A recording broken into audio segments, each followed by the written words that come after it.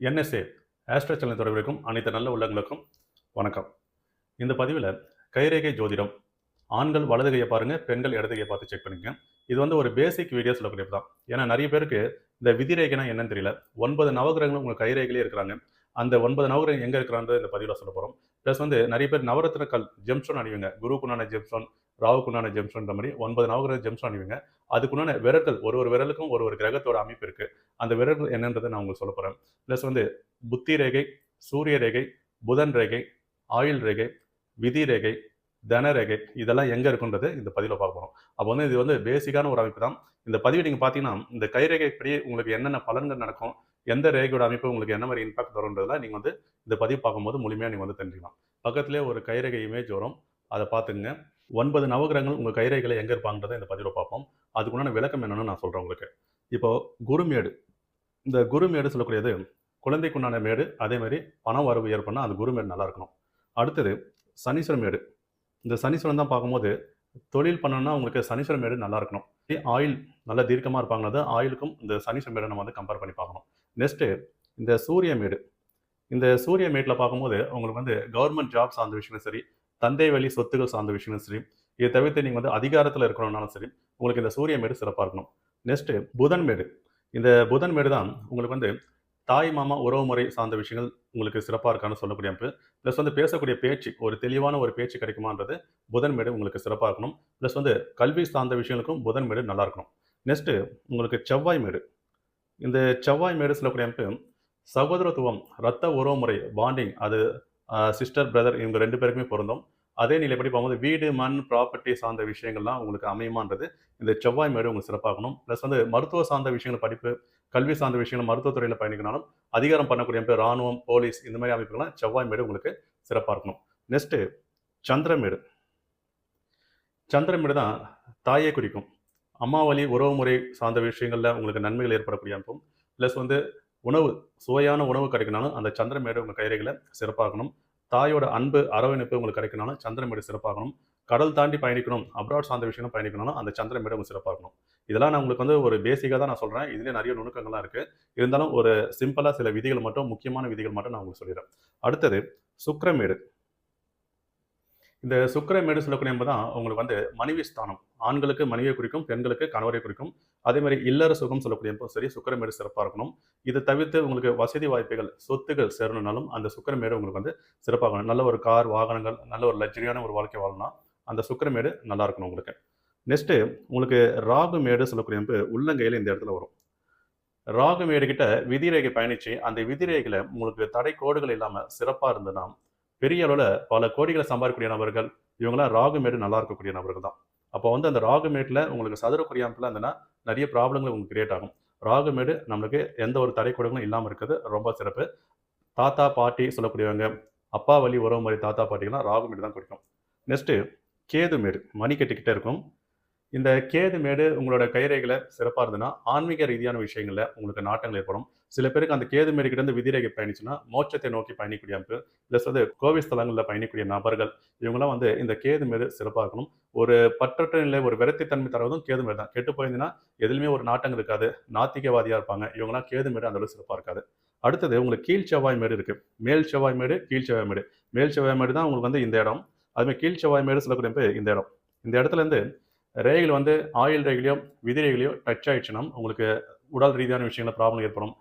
குடும்ப ரீதியான விஷயங்களில் பர்சனல் லைஃப்ல நிறைய ஸ்ட்ரகிள் ஃபேஸ் பண்ண வேண்டிய சூழ்நிலை ரொம்ப அமையும். அதாவது அந்த கீழ் செவ்வாய் மேட்லேருந்து உங்களுக்கு ரேகைகள் வந்து டச் ஆகாமல் இருந்ததுன்னா ரொம்ப சிறப்பான விஷயங்கள். அதேமாரி அந்த கீழ் செவ்வாய் மேடு பள்ளமாக இருந்ததுன்னா பெண்களுக்கு வந்து பார்க்கும்போது மாதவிடாய் காலகட்டத்தில் ப்ராப்ளம் ஏற்படக்கூடிய அமைப்புகள் ஏற்படும். அப்போ வந்து உங்களுக்கு 9 நவகிரகங்களை பற்றி நான் உங்களுக்கு சொல்லியிருக்கேன். அதில் வந்து மேடுகளை கம்பேர் பண்ணி பார்த்துரும். இதில் வந்து ரேகைகளை வந்து நம்ம வந்து இப்போ வந்து கம்பேர் பண்ணி பார்க்க போகிறோம். இருதய ரேகை, புத்தி ரேகை, ஆயுள் ரேகை, விதி ரேகைலாம் எங்கெங்கே இருக்குன்றது இப்போ நான் சொல்ல போகிறேன். இப்போ உங்களுக்கு சந்திரமேட்லேருந்து விதி ரேகை கனெக்ட் ஆகிடுச்சுன்னா இவங்க வந்து பிறந்த இடத்துலேருந்து வெளி இடங்களை பயணிப்பாங்க. பூர்வீகத்தில் இருக்க மாட்டாங்க. வெளி இடங்களை பயணித்து இவங்க வந்து நல்ல ஒரு சக்ஸஸ் பண்ணக்கூடிய அமைப்பு நம்ம ஏற்படும். பூர்வீகத்திலே இருந்தாங்கன்னா அவங்களுக்கு வந்து பெரிய அளவில் வளர்ச்சிகள் இருக்காது. நெக்ஸ்ட்டு அதே விதிரேகை இவங்களுக்கு வந்து மணிக்கட்டிலேருந்து ஒரு ஸ்ட்ரைட்டான கோடுகள் இவங்களுக்கு வந்து சனிமலை நோக்கிற மாதிரி பயணிச்சுன்னா சிறப்பாக இருக்கும். பூர்வீகத்திலேருந்தே பார்க்கும்போது நல்ல ஒரு வளர்ச்சியில் இருப்பாங்க. சொத்து சுகங்கள், தந்தை வெளி சொத்துக்களும் சரி, பாட்டனார் சொத்துக்களும் சரி, இவங்க அனுபவிக்கக்கூடிய அமைப்புன்ற மாதிரி இவங்களுக்கு ஏற்படும். அப்போ விதிரேகையிலே தடைக்கோடு இல்லாமல் இருந்ததுன்னா ரொம்ப யோகமான ரேகை சொல்லக்கூடிய அமைப்பு. அதனால் விதிரேகை சொல்லக்கூடியது இந்த மாதிரி அமைப்பில் வரும். அடுத்தது உங்களுக்கு வந்து சூரிய ரேகை சுகணிப்பு இந்த விதிரேகையிலேருந்து கனெக்ட் ஆகிட்டு சூரிய மேலே நோக்கிற மாதிரி பயணிக்கும். இந்த மாதிரி ரேகை இருந்ததுனாலே பூர்வ புண்ணிய ஸ்தானம் நல்லா ஸ்ட்ராங்காக இருக்குன்னு அர்த்தம். அதே நிலைப்படி பார்க்கும்போது இவங்களுக்கு பூர்வீக சொத்துக்கள் சார்ந்த விஷயங்கள், தந்தை வழி சொத்துக்கள் சார்ந்த விஷயங்கள், கவர்மெண்ட் சார்ந்த விஷயங்கள், பொலிட்டிக்கல் நட்பு வட்டாரங்கள் இருக்கக்கூடிய அமைப்பு, ஃபினான்ஷியல் ரீதியான விஷயங்களில் எந்த ஒரு ஸ்ட்ரகிளும் ஏற்படாது. நல்ல ஒரு ஆரோக்கியமான லைஃப் வந்து லீட் பண்ணுவாங்க. நெக்ஸ்ட்டு இவங்களுக்கு இதுதான் ஆயில் ரேகை சொல்லக்கூடிய அமைப்பு. ஆயில் ரேகை சொல்லக்கூடிய சுக்கிர மேடை ஒட்டின மாதிரி கேவ் ஷேப்பில் வரும். ஆயில் ரேகை கரெக்டாக இவங்க வந்து மணிக்கட்டு வரைக்கும் வந்தோன்னா தீர்க்க ஆயிலாக இருப்பாங்க. ஆயில் ரேகைக்கும் சனி மேடையும் நம்ம வந்து கம்பேர் பண்ணி பார்க்கணும். நெக்ஸ்ட்டு இருதய ரேகை. இதுதான் உங்களுக்கு வந்து இருதய ரேகை சொல்லக்கூடிய இந்த இருதய ரேகை கேவ் ஷேப்பில் கரெக்டாக உங்களுக்கு குரு மேடை நோக்கிற மாதிரி பண்ணிச்சுன்னா நல்ல ஒரு மனிதர் சொல்லக்கூடியவங்க. அப்போ இருதய ரேகை இந்த அமைப்பில் தான் வரும். நெக்ஸ்ட்டு உங்களுக்கு வந்து புத்தி ரேகை. இந்த புத்தி ரேகை கரெக்டாக செவ்வாய் மேடை நோக்கிற மாதிரி பண்ணிச்சுன்னா நல்ல ஒரு நினைவாற்றல், நல்ல ஒரு நுணுக்கமான அறிவாற்றல், எடுக்கக்கூடிய முடிவுலாம் பர்ஃபெக்டாக இருக்கும். இது வந்து உங்களுக்கு பேசிக்காக தான் சொல்கிறேன். ஒரு ரேகைக்கும் நிறைய விதம் பலன்கள்லாம் இருக்குது. அதான் பேசிக்காக இந்த ரேகை எங்கே இருக்குன்றதை நீங்கள் வந்து தெரிஞ்சுக்க தான் இந்த பதிவு. அடுத்தது உங்களுக்கு வந்து புதன் ரேகை. இந்த புதன் மேடை நோக்கிற மாதிரி ஒரு ரேகை உங்களுக்கு பயணிச்சுன்னா இந்த புதன் ரேகை சொல்லக்கூடிய அமைப்பு இருந்தனாலே கல்வி சார்ந்த விஷயங்களும் நல்ல ஒரு ஆரோக்கியமாக இருக்கும். அந்த புதன் ரேகையில் உங்களுக்கு இருதய ரேகை புத்தி ரேகையில் டச் ஆகிட்டு அப்படியே கனெக்ட் ஆகிட்டு பயணிச்சா சொத்துக்கள் நல்ல ஒரு சேரும் சொல்லக்கூடிய அமைப்பு, செல்வ செழிப்போடு வாழ்வாங்க சொல்லக்கூடிய அமைப்பு. நெக்ஸ்ட்டு உங்களுக்கு வந்து இதுலேயே வந்து சுக்கிரமேடு ஒட்ட மாதிரியே செல்வாக்கு ரேகை நிறைய பேர் இருக்கும். இந்த செல்வாக்கு ரேகை இருந்ததுனாலே உங்களுக்கு வளர்ச்சிகள் அதிகமாக இருக்கும். வரக்கூடிய மனைவியால் உங்களுக்கு சொத்துக்கள் சேரும். பெண்களுக்கு வரக்கூடிய கணவரால் அவங்களுக்கு வந்து சொத்துக்கள் சேரக்கூடிய அமைப்பு, வசதியான வாழ்க்கை வாழக்கூடிய அமைப்பு இந்த மாதிரி ஏற்படும். அப்போ இந்த செல்வாக்கு ரேகை இருக்குது ஒரு குடுப்பினை சொல்லக்கூடிய அமைப்பு. நெக்ஸ்ட் வந்து ஜெம்ஸ்டோன் சார்ந்த விஷயங்கள், நவரத்ன கல் சொல்லக்கூடிய அமைப்பு. இப்போ ஜாத ரீதியாக பார்த்தீங்கன்னா சரி, கைரேகைப்படி பார்த்தீங்கன்னா சரி, எந்த மேடு உங்களுக்கு வந்து சிறப்பாக இல்லைன்னா அதுக்கு உண்டான நவரத்ன கல் போடக்கூடிய அமைப்பு அந்த மேடு நம்ம வந்து ஆக்டிவேட் பண்ணலாம். அப்போ வந்து குரு மேடு உங்களுக்கு நல்லா இல்லை. அப்போ அந்த குருக்கு உண்டான ஜெம்ஸ்டோன் கனக புஷ்பரக ஜெம்ஸ்டோன், அதாவது எல்லோ சஃபேர் சொல்லக்கூடிய அமைப்பு. அப்போ உங்களுக்கு ஆள்காட்டி விரல் சொல்லக்கூடிய தான் குரு விரல் சொல்லக்கூடிய அமைப்பு. இந்த ஆள்காட்டி விரல் தான் குரு விரல். இந்த குரு விரலில் நீங்கள் வந்து எல்லோ சஃபேர் அணிந்து ரொம்ப சிறப்பாக இருக்கும். அதே மாதிரி உங்களுக்கு வந்து தொழில் ரீதியான விஷயங்களும் உங்களுக்கு நிறைய பாதிப்பு ஏற்படுது அப்படின்னாலும், வேலையாட்கள் உங்களுக்கு செட் ஆகலை இந்த மாதிரி அமைப்பு இருந்தாலும், உங்களுக்கு வந்து சனி சுக்கிரனான நவரத்ன கல் சொல்லக்கூடிய அமைப்பு, ப்ளூ சஃபேர் சொல்லக்கூடிய அமைப்பு, அதாவது நீல கல் சொல்லக்கூடிய அமைப்பு. அதை வந்து சனி விரல் சொல்லக்கூடிய மிடில் விரல், நடு விரல் சொல்லக்கூடிய தான் சனி விரல். இந்த விரலில் நீங்கள் வந்து இந்த நவரத்ன கல்லில் நீங்கள் வந்து அணியலாம். அடுத்தது உங்களுக்கு வந்து கவர்மெண்ட் சார்ந்த விஷயங்களும் சரி, சொத்துக்கள் சார்ந்த விஷயங்களும் சரி, கவர்மெண்ட் எக்ஸாம் எழுத போகிறீங்கன்னா சரி, அதெல்லாம் சில தடைகள்லாம் உங்களுக்கு ஏற்படுதுன்னா இந்த சூரிய விரலுக்கு நீங்கள் வந்து மாணிக்க ஜெம்ஸ் சொல்லக்கூடிய ரிங் ஃபிங்கரில் நீங்கள் வந்து அணியலாம். அப்போ சூரிய விரல் சொல்லக்கூடிய இந்த விரல் தான் உங்களுக்கு. அடுத்தது கல்வி சார்ந்த விஷயங்களை தடைப்படுது சொல்லக்கூடிய அமைப்பு, பேசக்கூடிய பேச்சில் அந்தளவுக்கு ஒரு தெளிவற்ற அமைப்புன்ற மாதிரி இருக்கக்கூடிய நிலை, இதெல்லாம் பார்க்கும்போது உங்களுக்கு புதன் மேடை நீங்கள் வந்து ஆக்டிவேட் பண்ணலாம். அந்த புதனுக்குண்டான ஜெம்ஸ் சொல்லக்கூடியது தான் உங்களுக்கு வந்து எம்ரால் ஜெம்ஸ்டோன், மரகத பச்சை ஜெம்ஸ்டோன் சொல்லக்கூடியது. அது வந்து நீங்கள் வந்து லிட்டில் ஃபிங்கர் சுண்டு விரலில் நீங்கள் வந்து அணியலாம். அதேமாதிரி இப்போ வந்து நீங்கள் கேட்கலாம், செவ்வாய்க்குண்டான ஜெம்ஸ்டோன் எதில் அணியிறது, அதேமாதிரி உங்களுக்கு சந்திரனுக்குண்டான ஜெம்ஸ்டோன், சுக்கிரனுக்குண்டான ஜெம்ஸ்டோன் எதில் அணியதெல்லாம் கேட்பீங்க. இப்போ சுக்கிரனுக்குண்டான ஜெம்ஸ்டோன் அணிதல்னு பார்க்கும்போது நீங்கள் வந்து லிட்டில் ஃபிங்கரில் அணியலாம், இல்லைனா மிடில் ஃபிங்கரில் அணியலாம், டைமண்ட் ஜெம்ஸ்டோன்.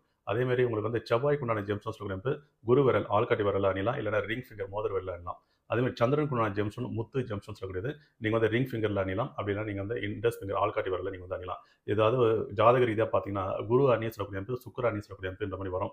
அதுக்கேற்ற மாதிரி நம்ம வந்து ஜெம்ஸ்டோன் அணியணும். இது வந்து இன்னும் டீப்பாக போகும், இது நான் தனிப்பட்ட முறையில் சொல்கிறேன்.